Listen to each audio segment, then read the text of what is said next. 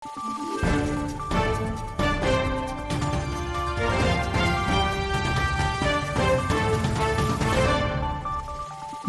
araw, Pilipinas! Ito ang Valiente News sa tinsenyo ng Office of the Vice President.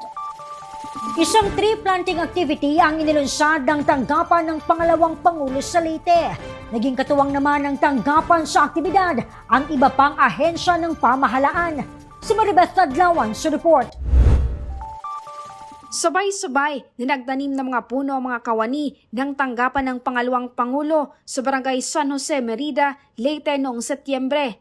Naging katuwang ng opisina sa tree planting activity ang Department of Environment and Natural Resources, lokal na pamahalaan ng Merida at pribadong sektor. Umabot sa 2,500 forest trees ang kanilang naitanim. Ang inisyatiba ay kaugnay sa programang Pagbabago, A Million Learners and Trees Campaign, na isa sa mga flagship program ni Vice President Inday Sara Duterte. Layunin ng programa na makapaghandog ng pagbabago bag sa 1 milyong mag-aaral at makapagtanim ng 1 milyong puno bago matapos ang taong 2028 bilang pamamaraan sa pagprotekta sa kalikasan at paghahanda sa epekto ng climate change sa komunidad. Base sa datos, simula noong nakarang taon hanggang Setyembre ngayong taon, mahigit kalahating milyon na ang naitanim na puno sa buong bansa.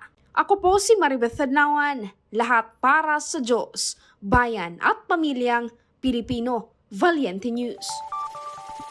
Abangan! OVP SMSO tumungo sa isla ng Sarangani sa Davao Occidental upang mamahagi ng pagbabago bags. Ako si Claudette Loreto para sa makabuluhan, naninindigan at matapang na mga ulat at impormasyon. Maraming salamat!